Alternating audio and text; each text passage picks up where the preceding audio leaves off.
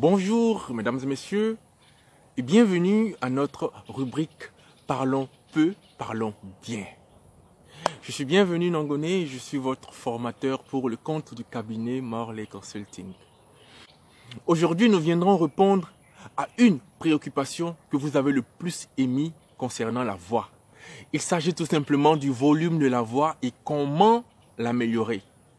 À travers cette vidéo, nous partagerons 3 étapes pour avoir une voix qui porte. Dans un premier temps, il est important de savoir que l'émission de son nous vient tout simplement de la respiration. Par analogie, prenons un ballon baudruche, remplissons-le d'air, puis libérons l'air par la seule entrée dont il dispose. Observons ensuite le bruit que fait l'air en sortant du ballon. C'est le même mécanisme pour nous les êtres humains lorsque nous inspirons et que nous expirons. La production du son se fait au moment de l'expiration. La première des étapes pour travailler notre voix et avoir un bon volume de voix lorsque nous prenons la parole en public est donc la respiration. Mesdames et messieurs, il y a 2 types de respiration. L'une bonne et l'une mauvaise, ou du moins l'on pourrait dire pas du tout appropriée pour une bonne prise de parole en public. Pour les identifier, c'est simple. Prenez une grande inspiration. Si vous gonflez la poitrine et relevez les épaules, alors vous ne respirez pas de la bonne manière pour augmenter le volume de votre voix. En effet, ce type de respiration ne mobilise que la partie haute des poumons et donc seulement la cage thoracique. Pour augmenter le volume de votre voix, le type de respiration que vous devez adapter est une respiration basse. Une respiration qui se concentre donc sur votre abdomen. Pour vous en rendre compte, placez vos 2 mains sur les côtés de votre abdomen, puis inspirez lentement. Si vous sentez votre ventre se gonfler et votre cage thoracique s'ouvrir, alors vous respirez de la bonne manière pour augmenter le volume de votre voix. Votre exercice journalier reviendra donc à pratiquer la respiration ventrale quelques minutes par jour, histoire de vous habituer, lorsque vous serez en temps de prise de parole en public, de respirer par le ventre afin d'avoir l'effet d'un volume de voix qui sonne plus fort. Pour terminer sur la respiration, nous partageons un exercice pour lequel vous devez vous tenir debout. Une fois debout, prenez une forte inspiration basse en gonflant le ventre. Une fois votre ventre gonflé, émettez le son des voyelles suivantes E, A, I, O ou U. Surtout, ne forcez pas. Exemple, A, O, U, I.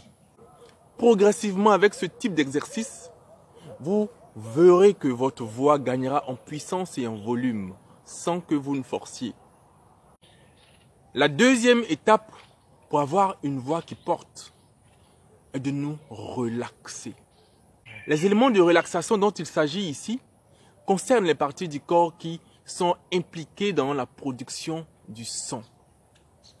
À cet effet, nous partagerons aujourd'hui 2 exercices qui, avant nos prises de parole ou de façon régulière, peuvent nous permettre d'augmenter le volume de notre voix. Le premier exercice est un exercice de respiration en position couchée.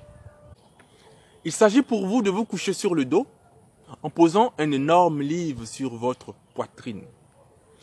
Puis, dans un premier temps, vous expirez au point de ne plus avoir d'air dans votre poitrine.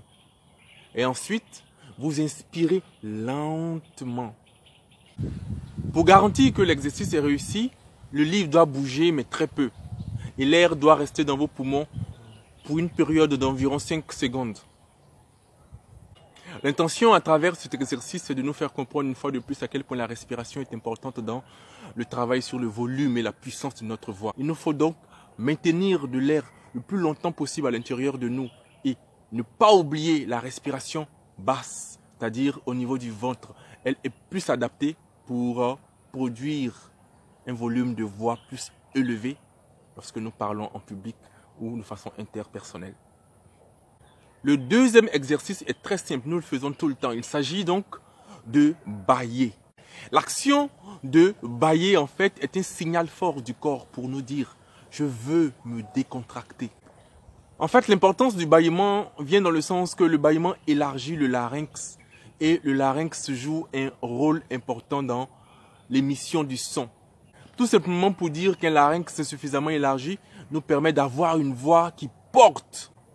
La troisième étape, enfin, est un exercice de répétition. Il viendra dans un premier temps améliorer notre diction, notre aptitude à bien articuler, mais il viendra aussi donner de l'impact à notre voix.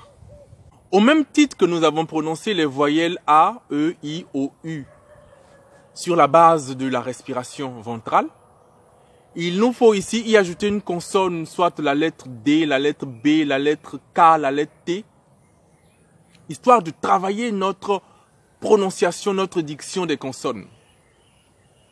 En effet, cet exercice viendra travailler l'impact de nos consonnes.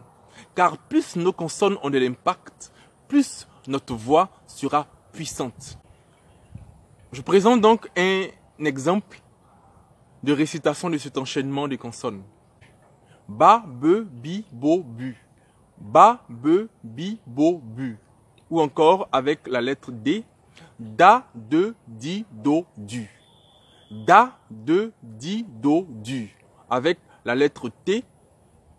Ta, te, ti, to, tu. Exercez-vous donc avec cet enchaînement de consonnes pour, je l'espère, ou du moins j'en suis sûr, renforcer l'impact de vos consonnes et donc renforcer votre voix et la puissance de celle-ci. Mesdames et messieurs, j'ai pris un plaisir à partager avec vous ces quelques exercices auxquels je m'adonne moi-même afin de continuer à progresser sur ce chemin.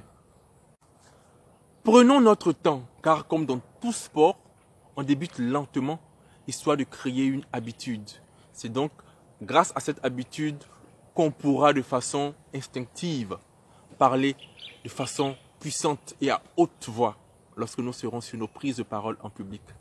Gardez donc l'habitude de parler peu et de parler bien avec une voix qui porte. Merci. Nous vous disons à très bientôt pour notre prochaine vidéo. Au revoir.